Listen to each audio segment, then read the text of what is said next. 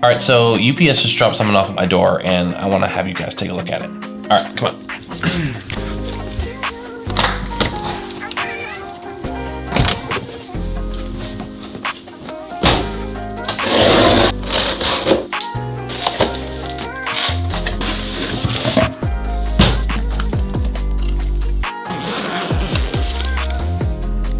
And here she is, Leica Q2.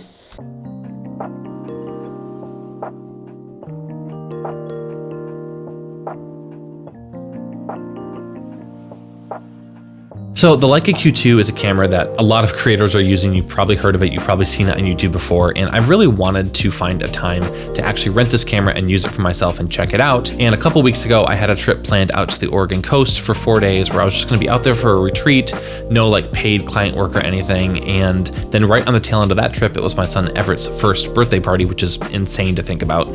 Feels like just yesterday we were bringing him home from the hospital and he was an infant, and now he's running around and having so much fun living life, and he's already 1 year old, and that's crazy. But anyway, that entire week of time was just filled with 4 days of travel and time out with photographers on the Oregon coast, and then a fun party with friends and family that I really wanted to document on camera. And so I decided to pull the trigger, rent the Leica Q2, and today I want to talk about just my experience using the camera, my thoughts on it, share some sample images and stuff from it, and honestly just kind of talk about, is a camera that's literally a $6,000 point and shoot everyday camera actually worth it? All right, so first impressions, literally getting the box and opening things up and checking out the camera for the first time. I opened the box for the Leica Q2 and was immediately impressed with how small and how light this camera was. It's a lot smaller and a lot lighter than you actually think when you see it in photos. And honestly, the size and weight of this camera was absolutely perfect for just throwing a camera strap on, throwing it around my neck, and just kind of carrying it with me everywhere I went. And I know that's literally what this camera is designed to be. It's designed to be this everyday carry, kind of point and shoot style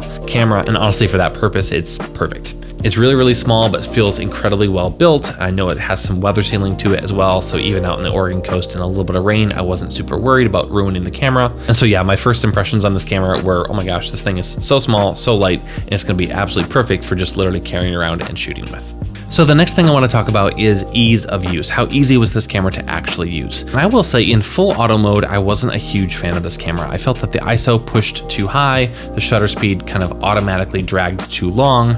I wanted higher shutter speeds and lower ISOs.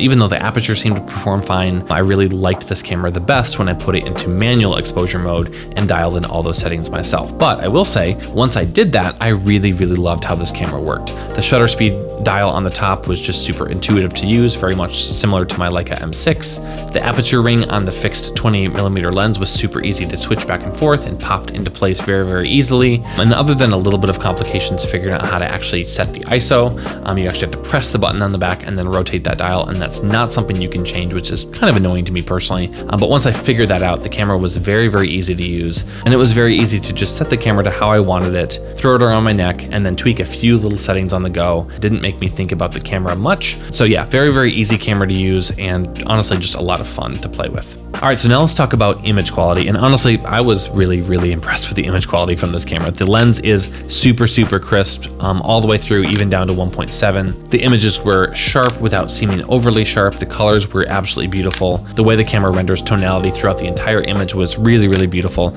And I had someone commented actually on the channel when I mentioned that I was renting the Leica Q2 for this week and said, hey, I love how this camera renders greens and shadows, and 100% agreed. The way the camera renders greens and shadows was phenomenal, and I was really, really impressed with that.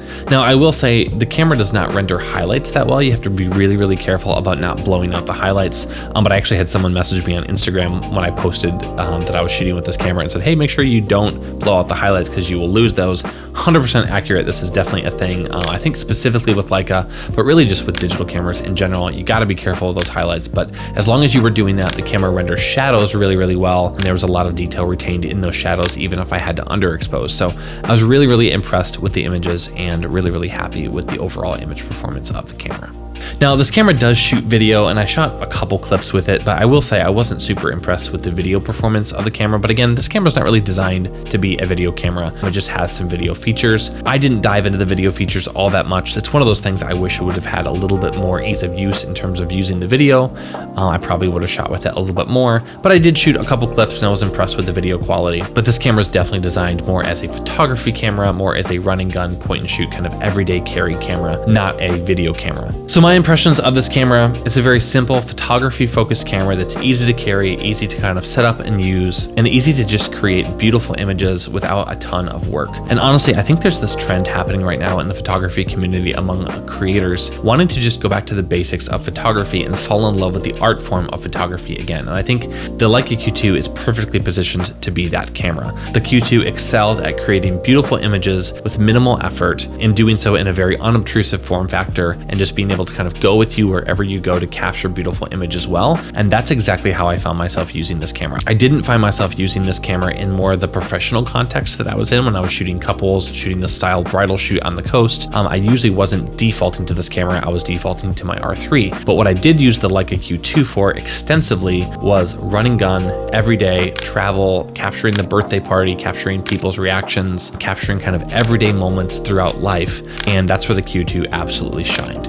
Now, I do wish the camera had a little bit more customization options and that you could mess with the buttons a little bit, specifically that ISO button in the back. I wish you didn't have to press it and then rotate it to change the ISO. I wish you could just program the dial so you could rotate the button and that would change the ISO. And I do wish the video features were a little bit more intuitive and easy to use. But again, the camera is geared towards photographers in that everyday carry point and shoot style camera. And that's what the camera absolutely excels at. So would I buy this camera? Honestly, if the price point wasn't so prohibitive, absolutely. If I could get this camera for a couple $1,000 as opposed to like $5,500 or $6,000 new, yes, this camera would be a phenomenal addition to my everyday carry arsenal of cameras. Now, if the price point comes down or if I'm able to find one used, I definitely would be interested in buying this camera. And I was really, really happy with the images I took with it. Felt like just a different style of photography rather than carrying a larger, clunkier camera around with me, just having a really, really small, really light camera that I could throw on my neck and just capture the everyday moments of life with. It was phenomenal for that. Now, is that worth $5,500 or $6,000? I don't know. If I had the money for it, absolutely. At this point, that's just not where I'm at financially. And so no, it's not really worth it at this point in my career, but maybe down the road, maybe when the Q3 comes out, depending on what that looks like, if those price points change, that could definitely be a camera I'd be interested in, because honestly, it was a phenomenal experience. It definitely helped me fall back in love with the art of just capturing photos again. And I was really, really a fan of using this camera. Anyway, hopefully that's helpful, and I will see you in the next video. Cheers.